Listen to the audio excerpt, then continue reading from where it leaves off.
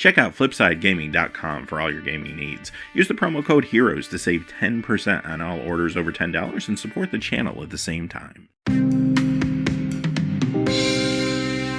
Hey there, this is John from Heroes and Legends, and welcome to this special edition of the Magic the Gathering Market Watch, where we're going to talk all things Dominaria. Now, at the time we're recording, this set officially comes out tomorrow, which is Friday. So expect these prices that we're going to talk about today to change dramatically over the course of the next few weeks as people see how the cards actually perform as opposed to the speculation that's going on right now. But this is launch weekend. There's a lot of people going to events, and if you play in some events at your LGS and maybe you want to do some trades or sell some cards back to the store afterwards, I think it's important to kind of know where things stand, at least as of this weekend. Now, quickly before we get started, though, just a really fast reminder, if you check out the description below, you'll find a few ways to help support the channel if you're so inclined, one of which is Patreon. You'll also find links to Amazon products down there. If you make any purchases on Amazon, it actually can be anything. We'll get a small percentage for the channel. Then finally, Flipside Gaming still offering a promo code for our viewers. Check that out. Hopefully you save yourself some cash as well as support us. As always, thank you not only to the folks that look at those links, but to all of the viewers. Y'all make the channel what it is. Let's get into it. And before we get into our top 10 hot and cold cards, we're going to look at a couple of the Planeswalker deck cards. Now, these aren't the Planeswalkers in particular. They're holding relatively steady this week. Keep in mind, though, some of this product got out, of course, last weekend during the pre-release. LGSs will sell these. However, this coming weekend, these things are going to be in all the big box stores. They're going to be all over the place. So expect some big drops in pricing, not only for the regular Dominaria cards, but especially for these. And the couple, though, that are already dropping pretty significantly, the first one is Chandra's Outburst, down $2.27 to $1.46, pretty significant drop there.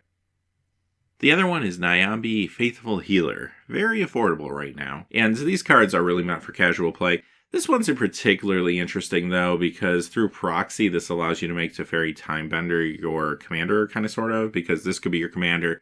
Every time you play her, you can go find Teferi.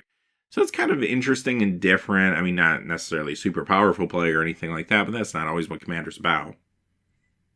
All right, let's move on to the top 10 Dominaria cards that have lost value this week. Coming in at number 10, Torgar, Famine Incarnate, down 48 cents to $1.81. Not too surprising. To me, this is maybe an interesting limited card or fun casual card. Don't really see this crossing over well into standard. The problem is you don't want to hard cast this thing, right? So you do want to sacrifice some creatures. Even if you have some token generation or something, it requires some setup, and then it's going to eat into your board state.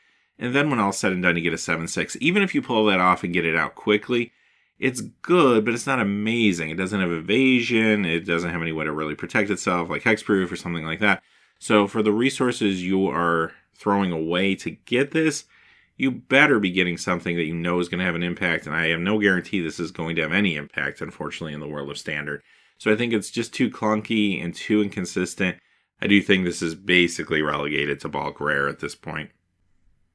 Number 9, Dargaz, Reincarnated, down 50 cents to $2.99. Pretty cheap mythic coming out of the pre-release season. This is a interesting commander card for sure, especially if you're a Dragon fan. Could this see standard play is the big question. It is a little expensive. That casting cost, I don't think it sees play being hard cast or anything like that in standard. However, reanimation strategies could be a thing. If they don't come about in this meta, maybe in a future meta. I don't think this is good enough with Scarab God or God Pharaoh's Gift. I think you want more of a traditional reanimation build, and I'm not sold that we have enough pieces yet. We've been getting little pieces sprinkled into each set for a while now. I'm kind of holding out hope that perhaps this fall we go back to Ravnica, or maybe early next year go back to Ravnica. That seems to be where the story's taking us. If that's the case, Golgari usually has some sort of way to interact with graveyards. Could that give us the rest of the pieces we need? Perhaps. If that happens, this is definitely a card to watch. Maybe a card you want to do some light speculation on if you think, hey, I can still get a place out of these for just a few dollars. Might as well, right? Now, if someone can manage to work this out in this meta, I'm all for it. I think that'd be a really sweet deck. Just don't know if the pieces are there quite yet. Number 8, Dampening Sphere, down 59 cents to $4.27. This one's interesting because it's uncommon, but you know it's going to see a ton of play, right? Like modern sideboards will run this, legacy sideboards, a little vintage play probably too. This is a very solid card to deal with very established archetypes that already exist in those formats. So this card is going to be highly sought after by a number of different players. It is uncommon, which is nice. However, this is still a large set. If I buy a booster box, I probably would expect to get 1 to 3 of these in a large set, 2 probably on average. That's not bad, but it's still not the quantity you need probably to immediately satisfy the demands, especially for people playing in tournaments over the next few weeks. So I expect this to jump up a little bit, actually.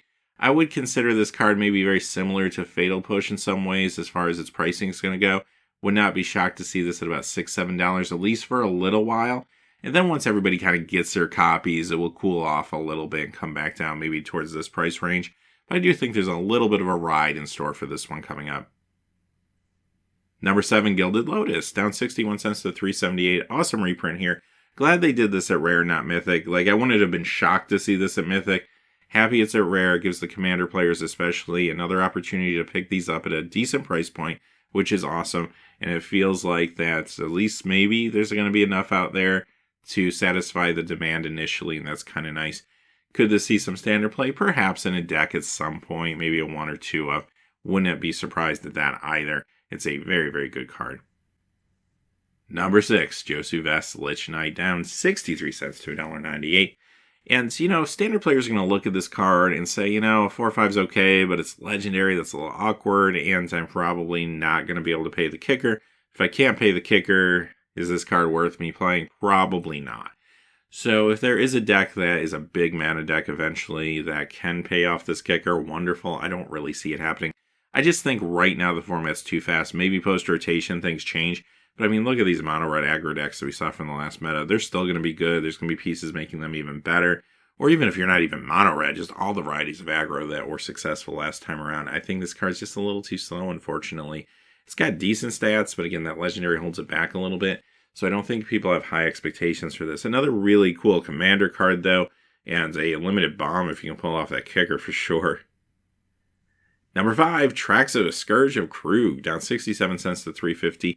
This card's got some possibilities, but I do think the standard brewer in me is going to look at this and feel nervous about it. I love the stats for 4 mana, but I just feel like there's times I'm going to fall behind and not be able to untap this thing, and it's going to feel really, really bad. The times where I can untap it, I might already be winning, and that's my concern with this card. Ultimately, will it see a little standard play? I think it will. I think there's possibility, even if it's, again, not this meta, maybe in the future. I mean, there are some really good artifacts still from the Kaladesh block that are available.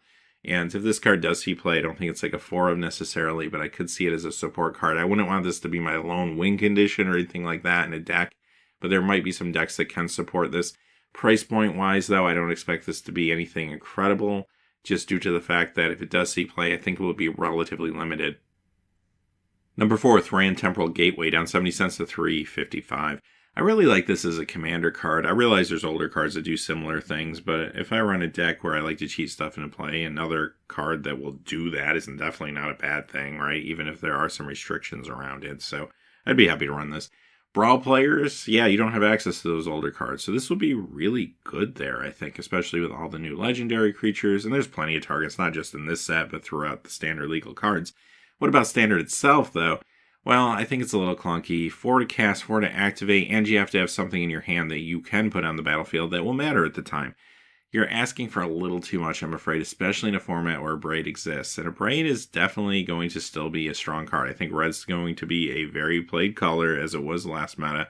The last card we saw, Traxos, as well as this, will have to think about that card existing in main decks. So that is a problem, unfortunately, that I don't know this will overcome, considering its casting and activation costs. Number 3, Cabal Stronghold, down $1.06 to $3.58. This card is kind of middle of the road for me. Like, I feel like eventually in standard, maybe there's a mono black deck that's trying to like kick Joso or something like that. That could be sweet. However, I just don't think the pieces are there right now. I don't think it would be fast enough to hang in this relatively fast standard that we live in. Maybe post-rotation. Now, there's been cards in the past that do similar things to this, but just do it better, which makes it a little lackluster for Commander. Still playable as a redundancy, I'm sure, in like a mono black deck or something like that. But it just doesn't feel amazing to me, so I'm not really surprised that this one's going down. Number 2, Shalai, Voice of Plenty, down $1.38 to $6.70. I actually think this is a really strong card that will see standard play, so why is it going down so much this week? I think the price point was just a little high, considering this is a rare, it's not a mythic, so it's going to be opened in higher quantities over the coming weeks. However, all this has to do is be in one successful deck like week 1, week 2, and you're going to see a nice jump and some stabilization very quickly from this card. So I would expect this to do well. Maybe it shows up in a evolution of the cat deck. Maybe it's a whole new white weenie or Selesnya weenie deck. I guess that remains to be seen. But there's a lot of good pieces in these colors already for the deck. And I do think this is a card that even if no other cards were coming out from this set and you just threw this into the last meta, I think it would have seen play. And I do think with the cards that are supporting it that are coming out with this set, it makes it even better. So yeah, I have no doubt this one will be one to watch in the future. It's also amazing in Commander like Selesnya Tokens decks or something like that. Could be a Commander there. Also, Angel Synergies is something that some decks in that format are interested in as well. So there's a lot happening with this card. This is definitely one to watch. Glad they made this one a rare, not a mythic. Number 1, Mox Amber, down $1.78 to $27.99. Okay, this is a mythic. It had a lot of buzz going through the pre-release time period, but it's our number 1 coldest card right now. And as we move from pre-release to release, people are going to start thinking about their singles purchases. And a lot of people are hesitating on this one, especially at this price point, $25, $30, $35. A lot of money to spend on a card that may or may not be good, right? And that's the problem right now. People are not convinced, or at least a lot of people are not convinced that this card is going to be great. It's got a lot of drawbacks. It's legendary. It doesn't give you any mana unless you control a legendary creature or planeswalker. It doesn't give you colorless mana. There's a lot of problems with this card.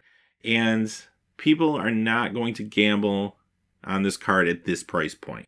Now, the hardcore brewers out there, they're trying to make it work. Will they be able to pull it off and make something consistent enough for standard, for example? I think they will. I just don't think it's going to be right away necessarily. Like week 1, you're not going to see like a million of these in tournaments or anything like that. I do think as time goes on and people start to watch how the meta can develop, maybe even the next meta, not this one, I don't know. I do think eventually, though, someone finds a way to make it consistent enough or have the right support cards around it. So I do think the power level is enough to get there. It's just going to take a very specific circumstance.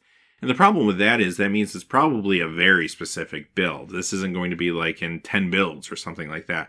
Again, another thing that's going to keep the price down a little bit. On the other side of the coin, this is a very interesting Commander card, and I do think Commander players are probably the ones propping this price point where it is right now anyway. So over time, especially as they get their hands on the card, I would expect it to go down a little bit more. So if you're waiting to buy this one, I'd wait a little longer. Just stay close to the price. I think it will drop some more. All right, so let's move on to the hot cards. Before we get to our top 10, I have one honorable mention. Firesong and Sunspeaker up $6.25 to $16.25. I don't want to spend a ton of time on this card, but I do feel like I do have to address it. This is very controversial. This is the first time a buy a box promo could only be obtained by buying a box from your LGS. Now that might not be easy for all players because they might not live near an LGS, or their LGS might not have a lot of product available, or their LGS may overcharge for products and they typically buy boxes online. And the way you got to look at this, if this card's really that important to you, maybe you do end up going to an LGS that's charging $110 for a box as opposed to getting it for $90 or $95 online, right? And you're just sort of paying for the card. The price point kind of lines up to that. Now, the card itself, it's not going to light up the world of standard or anything like that. It's an interesting Commander card, but I think it's more the principle of the thing, and I think there's going to be a lot of collectors that might even speculate on these cards and try to buy them up because they feel like they could be hard to obtain and rare. I do think Wizards did hear the feedback, and I do think you see a reprint of this card sooner than later, although sooner than later means whenever Wizards can kind of turn the ship, which could be probably a year or two. But I do think at some point there's going to be another opportunity to get your hands on it. It just doesn't really feel great right now. I like the fact that they are trying to do something to help LGSs, give them something exclusive, because then, players might be more enticed to go to their LGS, get to know their LGS, maybe play there more, and also throw them some business that could have gone online or something like that. I like the idea. I just don't know if I like the execution here, unfortunately. All right, top 10 Dominaria cards that have gained value this week. Number 10, Seal Away up 31 cents to $1.49. Yes, this will see standard play. Expect as more packs get cracked that this will calm down quite a bit and stabilize. However, initially, the people that need them for week 1, week 2 of tournaments are going out there and trying to buy them. I do think this shows up maybe in a few different decks actually running white because it's just a really good piece of efficient removal. Number 9, Isolated Chapel up 40 cents to $3.99. This is the only check land on our list today. So that is an indication that brewers are looking at these colors. So Does that mean they will explode week 1, week 2? Maybe, maybe not. Depends on results, and these things are all subject to how these decks perform. But at least right now, this color combination has at least piqued the interest of some folks. You do have Knight synergies. Could that be a thing? I don't know if Knight synergies on their own will be a thing, but I do think you will see some Knights in Standard. Maybe in a deck where they're combined with some other small creatures and other buff effects and such. We'll have to kind of wait and see what happens, but at least early on, this is an interesting indication. Number 8, Muldroth of the Gravetide, up 41 cents to 8.40, and yeah, Commander players are driving this one quite a bit. I want a copy of this too. This seems like this could be super fun to build around in Commander. A lot of people think the same thing right now. Could this see some Standard play? I mean, that casting cost is very difficult for Standard, but again, if there's a way to cheat this into play that becomes efficient enough, it could be interesting, could lead to some big things down the road. This is a card that actually might work well with the Scarab God. I just wouldn't count it out. However, ultimately, at the end of the day, I think it's Commander that props up this price, and I think it will go up a little more in the short term. Number 7, Lynchs Mastery, up 43 cents to $1.95. This one's not very expensive. I think the main reason it's going up is because the price point was so low on it. However, as this kind of finds its price point and stabilizes, I don't see this doing anything in Standard or constructed formats, but this is a really cool kitchen table Magic card, right? Like, it does something really unique and different, and there's a group of players that will be interested in picking this up, no doubt. Number 6, Alicia Marshall, up 48 cents to $2.25. Now, 3 mana on color can be a hardship, even in Standard, although with the color fixing that's available out there, I don't think it's unplayable. It just depends if the deck that wants this is going to be good enough to hang in the meta and fast enough. Again, it could be an evolution of the Selesnya Cat deck we already saw. It could be something entirely new. But just the fact that this has this much of a leap during the pre-release to release time period makes me think some people are thinking about brewing with this. So there could be some potential white weenie or maybe some light night strategies that are going to try to break in week 1. So this is one to watch. Number 5, Goblin Shane Whirler, up $1.43 to $4.49. So red was a dominant force in the previous meta, and mono red aggro was a fantastic deck. This 3 on color, but who cares in mono red aggro, right? So I do think this slides in, especially week 1 and week 2. I feel like a lot of people will still be playing their old decks, so maybe some small upgrades, just to see if those upgrades make them more or less efficient. I think this is one of those cards we'll see quite a bit over the first few weeks, and probably into the later portion of the meta as well. Number 4, History of Benalia, up $1.81 to $17.99. This is one to watch. This is a mythic. It is not a rare. It's going to be open in lesser quantities, especially over the coming weeks, which is important for the people trying to brew their early decks. And this is good. Like, even if you don't have a Knight strategy or something like that, I mean, just the Knights that this creates makes it worth your time. This is all about value. This card is doing a lot for 3 mana. And I think this is the reason a lot of people are looking closely at white as we move into this new meta, honestly. Whether that's mono white or black white or green white, I think week 1 you're going to see some decks running this, and a lot of people are going to pay close attention to how this performs week 1, week 2, week 3 for sure. Number 3, Lyra Dawnbringer, up $2.76 to $15.95. Another strong white card, another mythic. This one costs 5 for a 5/5 flying, first strike, lifelink. Is legendary, might be a little awkward, but you know what? I'm going to make it work because this is a bomb 5-drop, even in Standard. And this sees play. Definitely another card you'll want to watch in the coming weeks to see what happens as far as performance and price point. And even if you don't have any other Angels in the deck, this is still fantastic on its own. In Commander, this could work well with Angel Tribal, so there's another group of folks that will be looking at picking these up too. And that will help the price point maintain and probably go up more in the short term. Number 2, Teferi, Hero of Dominaria, up $2.85 to $17.95. Another card that we had a nice increase as we're moving towards the release weekend. Nice indication that people are thinking of brewing. They're trying to pick this card up. And this fits into control builds, whether it's a regular control build or an approach control build. And I do think with the pieces coming from this set, control gets a little bit better. It was not bad in the previous metas. So with some enhancements, perhaps it can hang even better in the format. So I think that's what's going on here. Week 1, week 2, I think you see some existing decks maybe trying to ferry out. Maybe as the weeks go on, you get newer style of brews. But for the most part, yeah, I do think this card will see play during its duration in the format, as a matter of fact. Another card that's also good in some casual formats as well, so there'll be some crossover there too. Number 1, you know who it is. He's been staring at you the whole time. Karn, Scion of Urza, up $6 to $43.99. I'll cut to the chase. This card will see play. One thing to remember, though, even though it's going to see play, that is a very high price point. Once packs get cracked, it's going to be hard to maintain that price point. So you might want to wait a little bit before picking this card up if you're seeing prices around the $45 mark or so. Now, the reason it's as high as it is because early engagers that want to play the first few weeks of Standard or Brew with this, they're picking the card up right now. They're picking it up in large quantities. And because of that, the people that need to pay that money to get it quickly, they're going to do that. Now, if you wait a little bit, this will stabilize. Now, when I say stabilize, I'm not talking like $15. Probably talking more like $35, $38 or something like that. But when you add that up, if you're buying like more than one of these, yeah, it can save you a little cash. So keep a close eye on this one. With that being said, yes, this is seeing standard play. It costs 4, 5 loyalty you get for that 4, a +1, which is card draw. And yeah, I get it. The card draw is subjective to what your opponent decides to give you out of those top 2 cards. However, you're still working through your deck. You're still getting cards. The -1 lets you backtrack and get a card they didn't want you to have. And it's all plus side, really. I mean, +1 to draw a card, even if your opponent does have some influence there, is still really good considering the casting cost and the loyalty. Also, you have that -2 where Karn can protect himself if he needs to in a pinch, and also interact with other artifact strategies when that's relevant, if it's relevant. So there's just a ton going on here. There's lots of value for 4 mana. This card is going to be amazing. As a matter of fact, I've seen Legacy Ruse already with this card, Eldrazi Post, as well as Mono Red Prison, for example, and other decks too trying to work this in. Modern, I've seen some Modern decks messing around with this in Affinity. I don't know if it quite gets there in Affinity. Do feel like maybe a 4 Affinity could be doing different things. I guess we'll see, though. You never know. It could definitely be a part, maybe even a sideboard card or something, or one of. But yeah, I do think if it's not Affinity, it will see play in Modern somewhere. Again, casual players, Commander, they're going to want this too. So there's a ton of crossover appeal here for a Mythic Rare.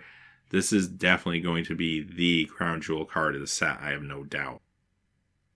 All right, there you go. That's where we are right now. Now, like I said at the top of the video, prices will change over the coming weeks. Some cards will overperform, some cards will underperform. That will be reflected in pricing. Right now, pricing is based solely on speculation. Some of it's solid speculation and how cards will perform. But at the end of the day, it is still speculation. Remember that, especially as we move up into and past the Pro Tour, there's going to be some big, big changes. Just stay close to it. Try to buy when the time's right. But until next time, hey, thanks for watching. Please remember to like, subscribe. Have a great day. Hey, thanks for watching. This video is made possible by the generous support of viewers like you on Patreon. Check out the description below for links to our Patreon page as well as our Amazon affiliate store, where a small percentage of all sales will also help support the channel. Finally, if you haven't had a chance yet to subscribe, hit that subscribe button so you don't miss any new videos on Heroes and Legends. Talk to you again soon, and have a great day.